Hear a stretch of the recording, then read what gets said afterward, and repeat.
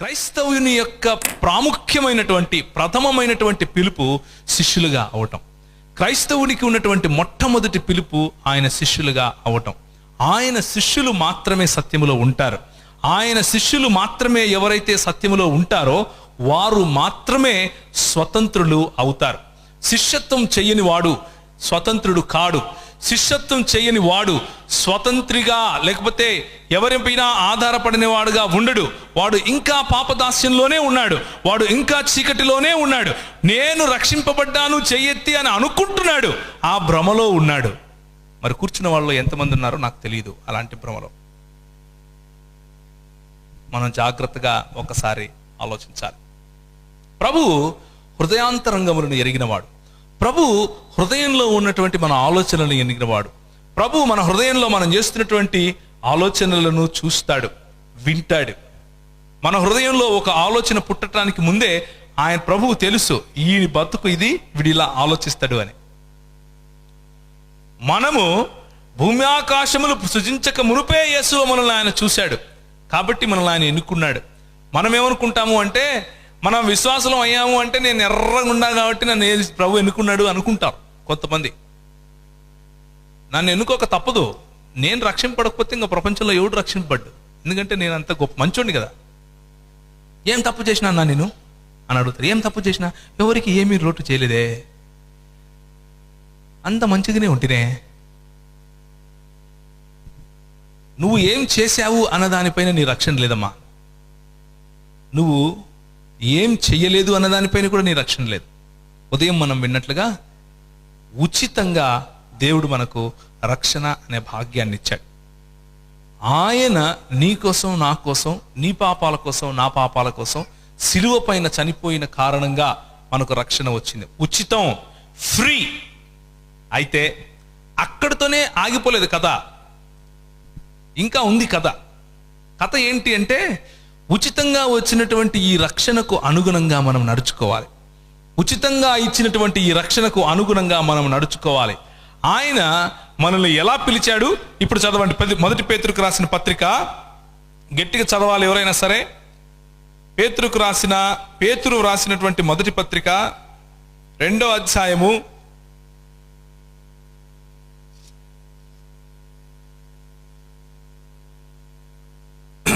9వ వచనం చదువుతారా ఎవరన్నమ్మా గట్టిగా? 2వ అధ్యాయము 9వ వచనం. అయితే మీరు చీకటిలో నుండి ఆశ్చర్యకరమైన తన వెలుగులోనికి మిమ్మును పిలిచిన వాని గుణాతిశయములను ప్రచురము చేయు నిమిత్తము ఏర్పరచబడిన వంశము, రాజులైన యాజక సమూహము, పరిశుద్ధ జనము, దేవుని సొత్తైన ప్రజలై ఉన్నారు. మనం ఏంటి? What is our identity? మనకు ఆధార్ కార్డ్ ఏంటి అంటే, మనం ఏంటో ఫలానా కులంలో పుట్టాడు, ఫలానా ఇంట్లో ఉంటాడు, వాళ్ళ అడ్రస్ ఇది, వాళ్ళు ఇట్లాంటి వాళ్ళు, వాళ్ళు అలాంటి వాళ్ళు కాదు. మన అడ్రస్ ఏమిటి అంటే, దేవుని మహిమ కారణంగా, దేవుడు మనల్ని ఎన్నుకున్న కారణంగా మీరు చీకటిలో నుండి ఆశ్చర్యకరమైన వెలుగులోకి పిలువబడ్డారు. మీరు చీకట్లో నుండి ఆశ్చర్యకరమైన వెలుగులోకి పిలువబడిన తర్వాత ఇంకా నువ్వు చీకట్లో జీవిస్తూ ఉంటే ఒకవేళ, అప్పుడు నువ్వు ఆశ్చర్యకరమైన వెలుగుకు పిలువబడినట్లా?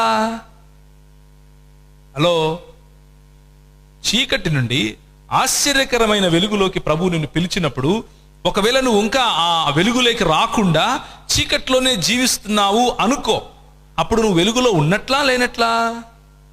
లేనట్లు. రక్షింపబడ్డాను అని అనుకుంటున్నావు అంతే. నీ హృదయంలో ఇంకా చీకటి ఉంటే నువ్వు రక్షింపబడుతున్నాను లేకపోతే రక్షింపబడ్డాను అని నిన్ను నువ్వు మోసం చేసుకుంటున్నావు అంతే. పొరపాటును కూడా ఫాల్స్ ఐడెంటిటీలో ఉండకూడదు.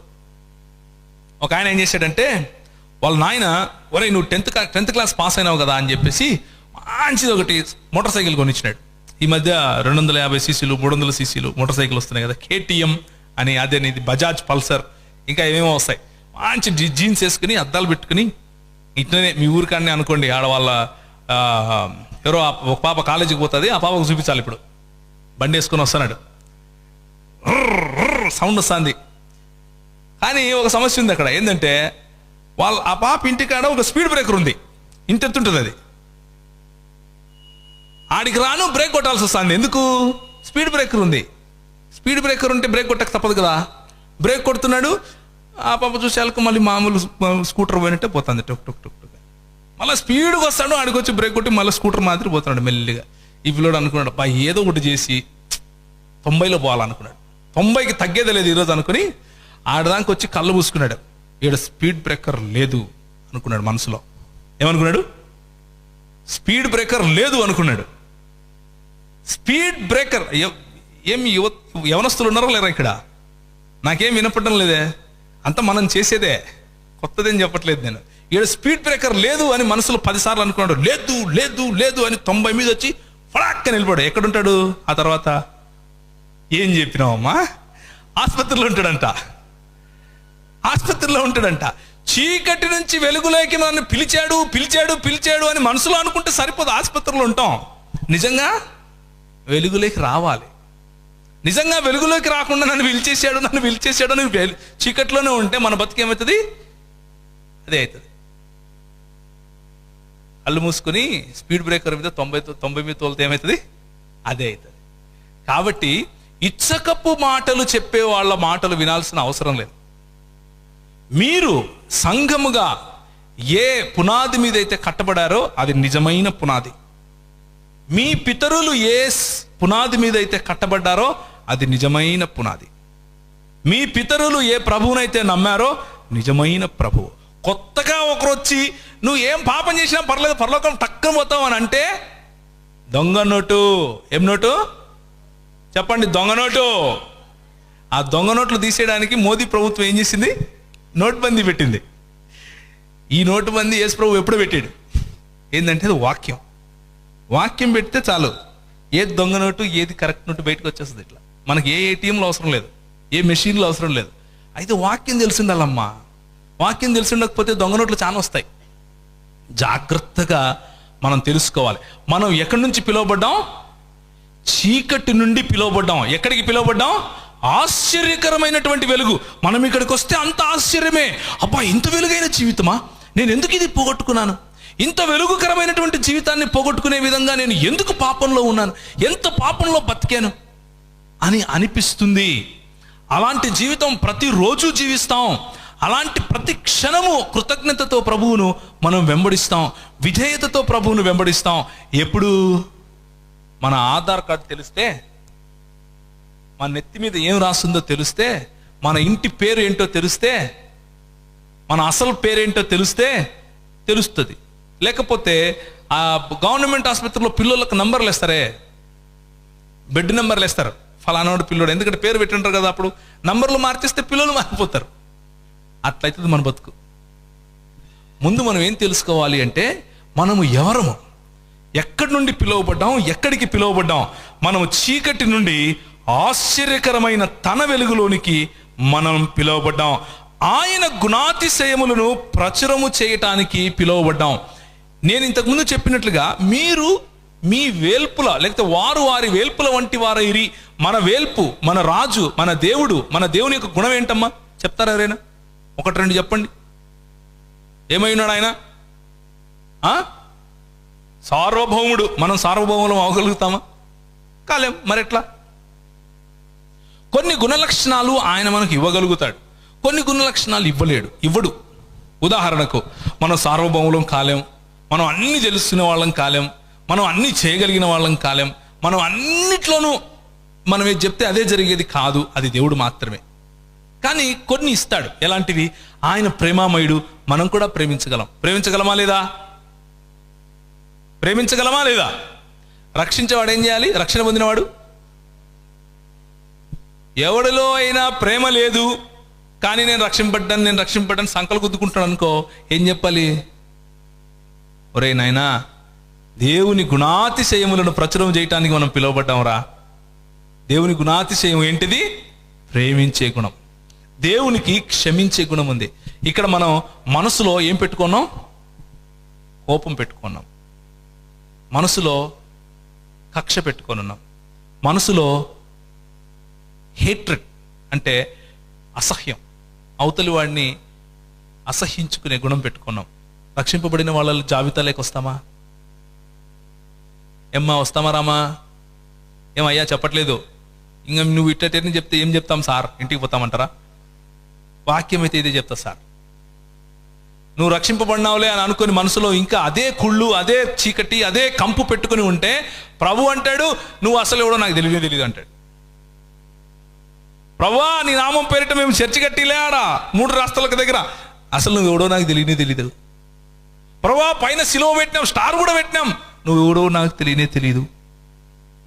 ప్రభువా నా కొడుకు పేరు పెట్టిన ఎడ్వర్డ్ అని, నువ్వెవరో నాకు తెలియదు. ప్రభువా మా నాయన పేరు ఏలియా, మర్చిపోయినావా, నువ్వెవరో నాకు తెలియదు. అర్థమవుతుందా? మన హృదయంలో చీకటి కంపు పెట్టుకుని మనం ప్రభు దగ్గరికి వచ్చి నేను రక్షింపడ్డాను అంటే సంకలు గుద్దుకుంటే ఏమీ రాదు, కంపు తప్ప. ఆమోసు గ్రంథం 7వ అధ్యాయం, ఆమోసు గ్రంథము 7వ అధ్యాయము 7 నుంచి 8 వరకు గట్టిగా ఎవరైనా చదువుతారమ్మా? మరియు మట్టపు గుండు చేత పట్టుకుని చక్కగా కట్టబడిన ఒక గోడ మీద నిలువబడి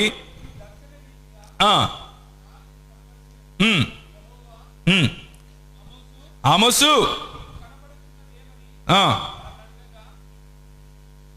చెప్పండి. మట్టపు గుండు కనబడుతోంది అని నేను అంటిని,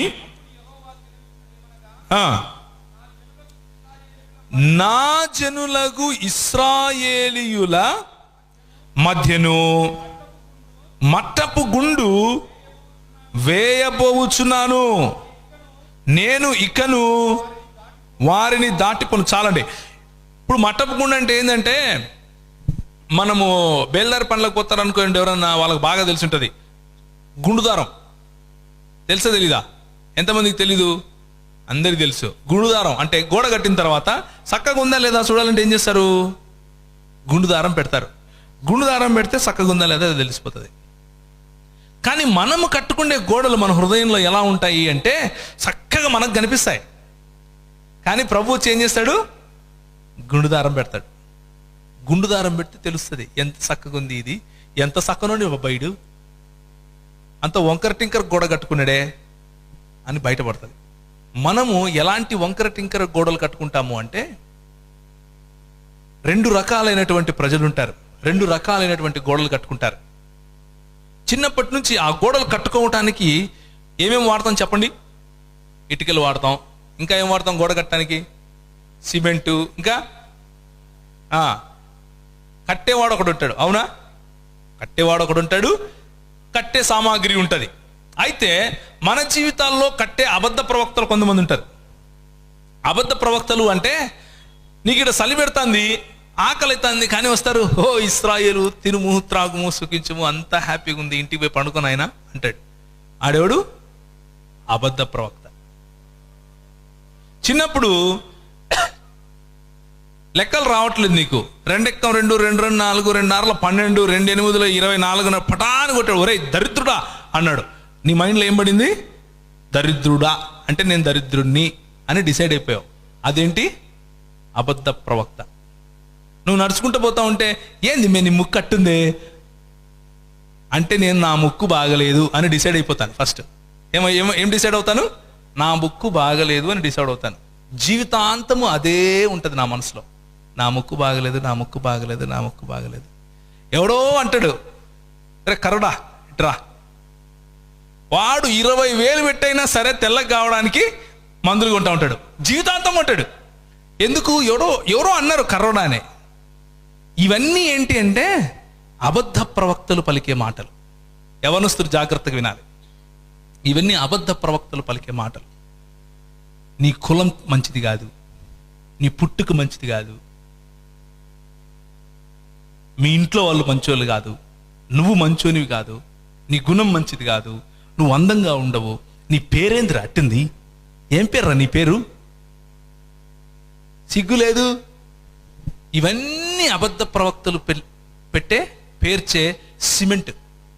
మనము దానికి అలాంటి రిజెక్షన్, అంటే అలా మనల్ని ఎవరైతే మనల్ని ఆకర్షించుకుని, ఎవరైతే మనల్ని హత్తుకు చేర్చుకుని, ఎవరైతే మనల్ని కౌగిలించుకోవాలి అని ఆశపడతామో, ఎవరి దగ్గరికి అయితే పరిగెడతామో, తల్లి దగ్గరికి పరిగెడతాం, అమ్మా జై పో తపా అని పడుతుంది. అబద్ధ ప్రవక్త ఒక అబద్ధాన్ని మన మనసులో నాటాడు. ఏమని? నేను అమ్మా అని పరిగెట్టుకుంటూ వెళ్ళి కౌగిలించుకుంటే ఏమొస్తుంది? నాకు ఇర్ర మీద దెబ్బ వస్తుంది అని మనసులో ఏమైంది? లాయ్, అబద్ధం ఒకటి పేర్చుకుంటాను. మళ్ళీ ఒకసారి పరిగెడితే స్నేహితుల దగ్గరికి, ఎరా బాగున్నావా అంటే, బాగుండేంద్రా సిగరెట్ తీసుకుని. నేను సిగరెట్ తాగను రా. సిగరెట్ తాగువా? ఈడోడు పిచ్చోడు పిచ్చు అంటే సిగరెట్ తాగనివాడు ఎవడు? పిచ్చోడు అని నా మైండ్లో ఏమైంది? రికార్డ్ అయింది.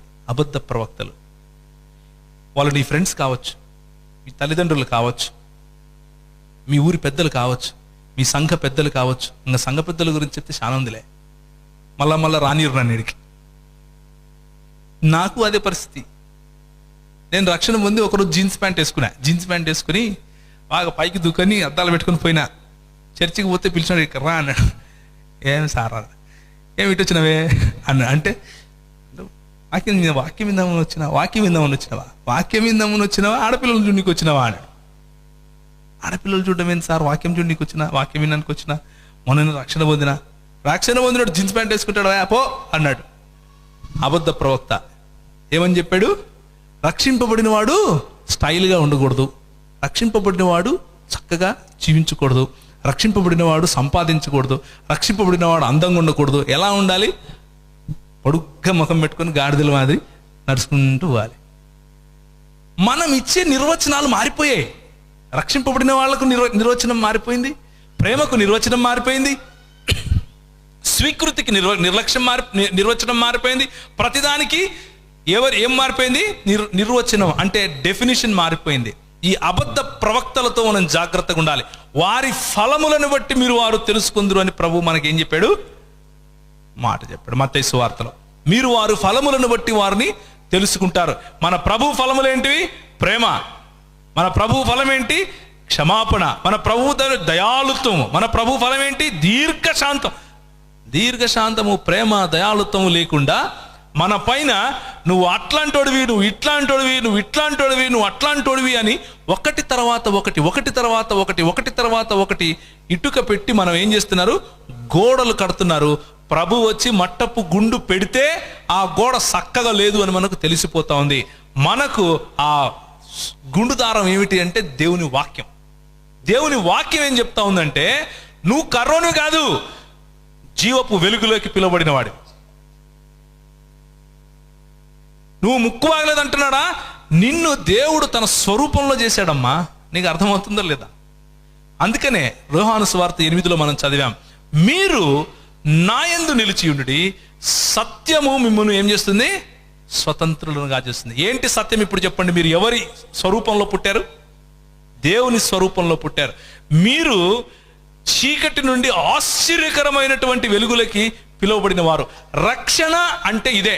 రక్షణ అంటే యేసు ప్రభువు నన్ను చీకటి నుంచి ఆశ్చర్యకరమైన వెలుగులోకి నన్ను పిలిచాడు. నేను ఇప్పుడు ఆశ్చర్యకరమైన వెలుగుకు సంబంధించిన వాడిని. ఆశ్చర్యకరమైన వెలుగులో నేను జీవిస్తున్నాను. వెలుగులో ఉంటే బట్టలు ఊడదీసినట్లే. మళ్ళీ వినండి, వెలుగులో ఉంటే తేట తెల్లగా ప్రతి ఒక్కటి తెలుస్తుంది. ఏంటి ఈ వెలుగు అంటే? ఇప్పుడు చూడండి, మొదటి యోహాను ఎవరికైనా తెలిసి ఇది నోటికొచ్చుంటే చెప్పండి అమ్మా ఎవరన్నా. యోహాను రాసిన మొదటి పత్రిక 1వ అధ్యాయము 7వ వచనం.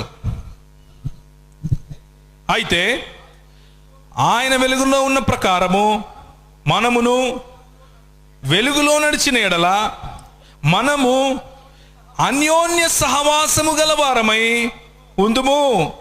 అప్పుడు ఆయన కుమారుడైన యేసు రక్తము ప్రతి పాపము నుండి మనల్ని పవిత్రులుగా చేయును.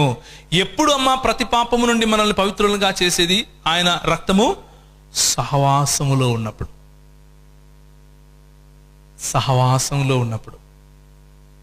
చీకటి నుండి ఆశ్చర్యకరమైన వెలుగుకు పిలువబడ్డాం. ఏంటి ఆ వెలుగు అంటే, మనము యేసుతో నడిచినట్లుగా ఒకరితో ఒకరము అన్యోన్య సహవాసము కలిసి ఉన్నప్పుడు తెరవబడిన పుస్తకం లాంటి జీవితం, ఆర్ పార్ జీవితం.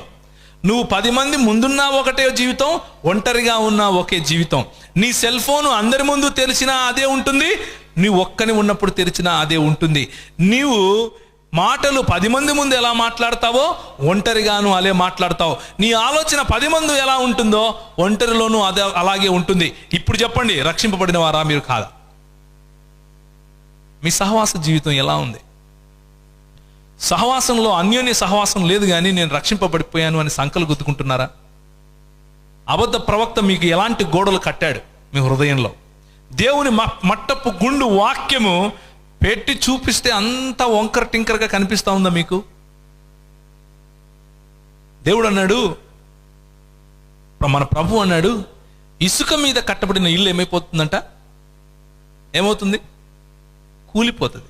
చిన్న ఉపద్రవం, చిన్న సైక్లోన్, చిన్న గాలి వాన వస్తే పడిపోతుంది. ఈ బిల్డింగ్ పడిపోతుంది చిన్న గాలి వస్తే. ఎందుకు పడిపోదు? గట్టి పునాది కాబట్టి. మన గట్టి పునాది ఏంటి? బోధకులు చెప్పేది. మనకు ఎవరో తీసుకొని వచ్చి చెప్తే ఎంగిలి కూడా అటు పడేస్తే తిని దాని మీద ఇండ్లు కట్టుకున్నాం మనం. మనకు బైబిల్కి సంబంధమే లేదు. భలేవాడి, మాకేం అర్థమవుతుంది సార్? ఎందుకు అర్థం కాదు? ఓపెన్ చేసి చదివితే అర్థమవుతుంది. అన్యోన్య సహవాసం, సహవాసమే లేదు. ఎక్కడి నుంచి అర్థమవుతుంది బైబిల్? ఎక్కడి నుంచి రక్షణలో మనం ఉన్నట్లు? ఎక్కడ మనం రక్షణలో ఎదుగుతున్నట్లు? చీకటి నుండి ఆశ్చర్యకరమైన వెలుగులోకి మనల్ని ప్రభు పిలిచాడు. ఆ ఆశ్చర్యకరమైన వెలుగు అంటే అన్యోన్యమైనటువంటి సహవాసంలో మనం ఎదిగితే ఏమవుతుందంట? అప్పుడు మన ప్రభువైన యేసు రక్తము ప్రతి పాపము నుండి మనల్ని ఏం చేస్తుంది? కడిగి పరిశుద్ధులనుగా చేస్తుంది. మనం ప్రతిరోజు ఒకరితో ఒకరు అన్యోన్యంగా మాట్లాడుకున్నప్పుడు, ఒకరితో ఒకరు అన్యోన్యంగా ప్రేమించుకున్నప్పుడు, మాట్లాడుకున్నప్పుడు, పలకరించుకున్నప్పుడు, ప్రార్థన చేసినప్పుడు, కలిసి సుఖదుఖాల్లో పాలుపంచుకున్నప్పుడు, చనిపోయినప్పుడు ఒకరికి సహాయం చేయటం, ఆనందంగా ఉన్నప్పుడు వారికి తోడుగా ఉండటం, ప్రతి విషయంలోనూ క్రైస్తవులముగా మనం అన్యోన్యమైనటువంటి సహవాసం కలిగి ఉన్నప్పుడు మనలో తప్పులు బయటికి కనిపిస్తాయి, మనలో ఉన్నటువంటి లోపాలు బయటికి కనిపిస్తాయి, ఎదుటివాడిలో ఉన్నటువంటి లోపాలు బయటికి కనిపిస్తాయి. ప్రేమపూర్వకంగా సరిచేసే అవకాశం ఉంటుంది, మనకు సేవ ప్రేమపూర్వకంగా సరిదిద్దుకునే అవకాశం మనకు ఉంటుంది. అప్పుడు ప్రతి దినము ప్రభు పాదాల దగ్గరికి వెళ్ళి, అయ్యా ఈ చోట నేను ఎదగాలయ్యా, ఆయన ఆ పాపం కడుగుతాడు. రోజు నువ్వు ఇంకా పాపాలు ఒప్పుకుంటున్నావా? నువ్వు పరలోకం పో అంటే ఏంటి? దొంగ నోట్. ఏం నోటు? దొంగ నోటు. కరెక్ట్ నోట్ ఏంటి? ప్రతి దినము ఆయన మన పాపాలని కడుగుతాడు. ప్రతి దినము కడుగుతాడు. ఒకేసారి ఆయన మన పాపాలని కడిగేశాడు, అందులో డౌట్ లేదు, సిలువ మరణం పైన. కానీ ఆ రక్షణ గురించి మనం మాట్లాడటం లేదు. రోజు మనం ఎదుగుతాం చూసామే, ఆ రక్షణ గురించి మాట్లాడుతున్నా. మనము ఎదిగే పరిశుద్ధీకరణ లేకపోతే పవిత్రీకరణ అనే రక్షణ గురించి మాట్లాడుతున్నా. మనము చీకటి నుంచి ఆశ్చర్యకరమైనటువంటి వెలుగులోకి పిలువబడ్డాం. ఆశ్చర్యకరమైనటువంటి వెలుగులోకి ఆయన గుణాతిశయములను ప్రచురించటానికి పిలువబడ్డాం. మన సొంత ఎచ్చులు చూపించుకోవడానికి కాదు. ఎందుకు పిలువబడ్డాం? ఆయన గుణాతిశయములను ప్రచురము చేయు నిమిత్తము ఏర్పరచబడిన వంశం మనం. ఏం వంశం మనం? ఏర్పరచబడిన వంశం. మామూలు వంశం కాదు. ఒక ఆయన అడిగాడు నన్ను, నేను కాదు, ఒక ఆయన కాగజ్ నగర్లో నాకు తెలిసిన పాస్టర్ అక్కడ ఉన్నాడు. ఆయన దగ్గరికి వాళ్ళ ఒక ఊర్లోకి వెళ్తే వాళ్ళు అడిగారంటే, ఏ కులం అయా మీది అని అడిగాడంట. ఈయన ఏం తడుముకోకుండా రాజుకులం అన్నాడంట. రాజులం అన్నాడంట. రాజులా మీరు? ఓ అని గమ్మున అయిపోయి వెళ్ళిపోయాడంట. పక్కన ఆయన ఉండి, ఏందిరా మీరు రాజులా అని అడిగితే, అవును వాక్యం చెప్పిండ్లా అన్నాడంట. ఏంటంటే ఇదిగో 1 పేతురు 2 చెప్తున్నాడు. చూడండి ఏముంది? ఏర్పరచబడిన వంశమును, రాజులైన యాజక సమూహము. మనము రాజులం. మనం ఎవరు? మనం ఎలా నడవాలి? రాజులు ఎట్లా నడుస్తారమ్మా? హుందాగా నడుస్తారు. రాజులైన యాజక సమూహం మనం. ఏర్పరచబడినటువంటి వంశం మనది. మనము పిలిచినటువంటి ప్రభువు ఎంత గొప్పవాడో అంత గొప్ప నడక మనం నడవాలి, అంత గొప్ప జీవితం మనం జీవించాలి. అంతేగాని ఇంకా చీకట్లోనే ఉంటూ నేను రాజు కొడుకునే, నేను రాజు కొడుకునే, నేను రాజు కొడుకునే అంటే ఏమొస్తుంది? బూడిద వస్తుంది. ఏమి రాదు, బూడిద వస్తుంది. ద్వితీయోపదేశ కాండంలో ప్రభు చక్కగా ఒక మాట అన్నాడు. ఏమన్నాడంటే, నేను మిమ్మును తలగా ఉంచుదును గాని తోకగా ఉంచను. ఎక్కడ ఉంచుతాడంట? తలగా ఉంచుతాడంట, తోకగా ఉంచడంట. కానీ మన చూపులు తలగా ఉన్నాయా ఈరోజు? మన నడకలు, మన నడతలు తలగా ఉన్నాయా ఈరోజు? మీ చదువుల్లో మీరు తలలుగా ఉన్నారా ఈరోజు? మీ ఉద్యోగాల్లో తలలుగా ఉన్నారా ఈరోజు? మీ చేతి పని చూస్తే అబ్బా శబాష్ వీడు తలగా ఉన్నాడ్రా అంటారా? ఆలోచించండి. రక్షింపబడటం అంటే ఏదో ఒకరోజు చెయ్యెత్తేసేయటం కాదమ్మా. మన గుర్తింపును తిరిగి సంపాదించుకోవటం, మనం కోల్పోయిన గుర్తింపును తిరిగి సంపాదించుకోవటం. మనం రాజులైన యాజక వంశముగా ప్రభు మనల్ని ఏర్పరచుకుంటే మనం వెళ్ళి సాతానుకు మన ఒళ్ళప్పగించాం. ఆయన మనల్ని చీకటి నుంచి ఆశ్చర్యకరమైన వెలుగులోకి పిలిస్తే మనం వెళ్ళి వాడి పాదాల దగ్గర పడి వాడిని మనం దేవుణ్ణి చేసుకున్నాం. మరి తిరిగి ఆ ఐడెంటిటీ, ఆ ఆధార్ కార్డు సంపాదించుకోవాలి. ఇప్పుడు మన దగ్గర ఉండే ఆధార్ కార్డు పోయిందనుకో, ఇంటర్నెట్ సెంటర్లోకి వెళ్ళి ఎవరికైనా ఒక 10 రూపాయలు ఇస్తే వాడు ఆ నెంబర్ కొట్టి తీసిస్తాడు. అవునా కదా?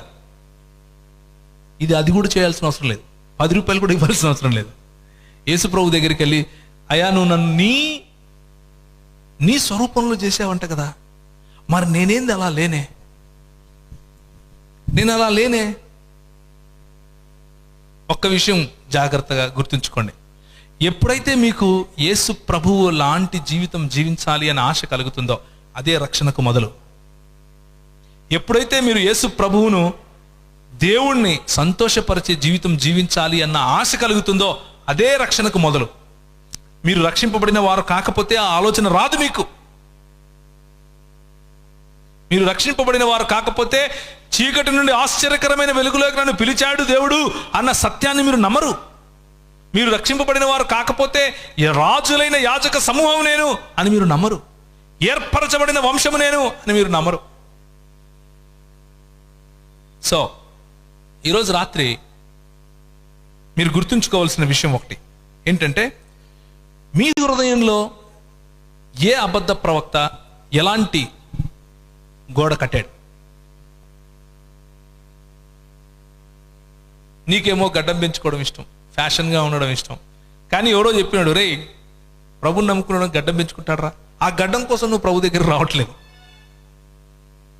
అబద్ధ ప్రవక్తలు ఒకవేళ నీ జీవితంలో అలాంటి చేదు విత్తనం నాటి ఉంటే, ఈరోజు నేను మీకు సత్యం చెప్తున్నాను, గుర్తుపెట్టుకోండి. మీ రంగు, మీ రూపు, మీ గడ్డం, మీ మీసాలు, మీ తల, మీరు పూసుకునే నూనె, మీరు పూసుకునే సబ్బు ఏది మీ రక్షణ నుంచి మిమ్మల్ని దూరం చేయలేదు. రోమిలకు రాసిన పత్రిక 8వ అధ్యాయం, క్రీస్తు ప్రేమ నుండి మనల్ని ఎవ్వరూ వేరు చేయలేడు. హల్లెలూయా.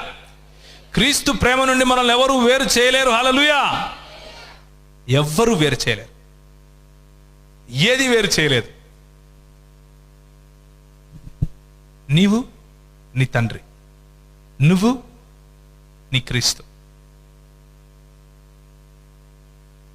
నువ్వు కట్టుకున్నటువంటి ఆ గోడను తండ్రి మట్టపు గుండు పెట్టినప్పుడు, దేవుడు మట్టపు గుండు పెట్టినప్పుడు, గుండు దారం పెట్టినప్పుడు, అది చక్కగా లేదు అని నీకు తెలిసినప్పుడు, నీకొచ్చే అభద్రత, నీకొచ్చే చిన్న రోగం, నీకొచ్చే చిన్న ఆర్థిక ఇబ్బంది, నీకుండే చిన్న మానసిక ఇబ్బంది, సంఘంలో ఉన్నటువంటి చిన్న ఇబ్బంది నిన్ను అతలాకుతలం చేసేస్తాయి. నువ్వు విరిగిపోతావు, నలిగిపోతావు, పగిలిపోతావు. ఒంటరితనం, ఎవరు నన్ను దగ్గర తీసుకోవట్లేదు అన్న ఒంటరితనం, ఎవరు నాతో మాట్లాడలేదు అన్న ఒంటరితనం, ఎవరు నన్ను పట్టించుకోవట్లేదు అన్న ఒంటరితనం, ఎవరు నన్ను అసలు నేను పనికిరాను అని నిర్ణయించుకున్నటువంటి నీ రిజెక్షన్. ప్రతి ఒక్కరు నన్ను తిరస్కరించిన వాళ్ళే. ప్రభు అంటున్నాడు, అది అబద్ధం, అది అబద్ధం. మీరు సత్యమును తెలుసుకోండి, సత్యం మిమ్మల్ని స్వతంత్రులంగా చేస్తుంది. ఆ సత్యం ఏంటో తెలుసా? మీరు చీకటి నుండి ఆశ్చర్యకరమైనటువంటి వెలుగులోకి పిలువబడిన వారు. సత్యం ఏంటో తెలుసా? మీరు రాజులైన యాజక సమూహం.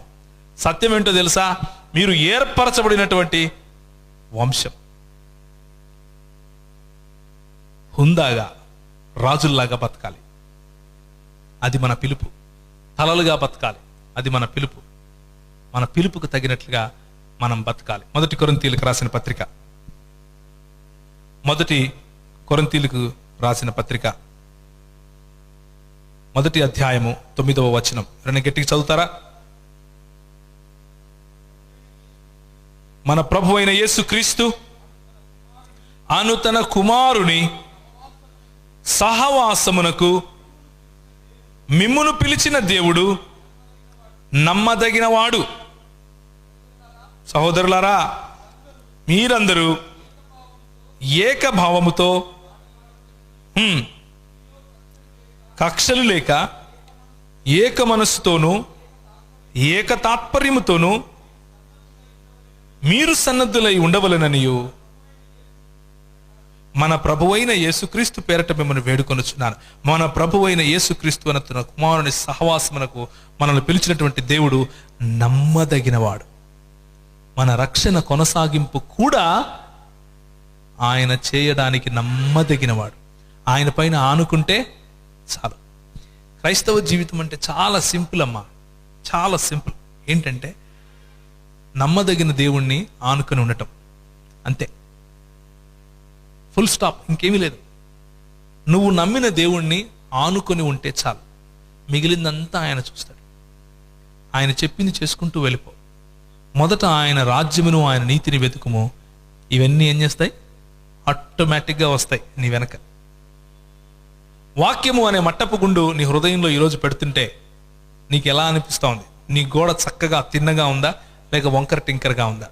నీ గోడ వాక్యం అనే సత్యం మీద నువ్వు కట్టుకున్నావా నీ హృదయంలో, లేక అబద్ధ ప్రవక్తలు వేసినటువంటి చేదు బీజం పైన కట్టుకున్నావా? నిన్ను నువ్వు చులకనగా చూసుకుంటున్నావా? నిన్ను నువ్వు తగ్గించి చూసుకుంటున్నావా?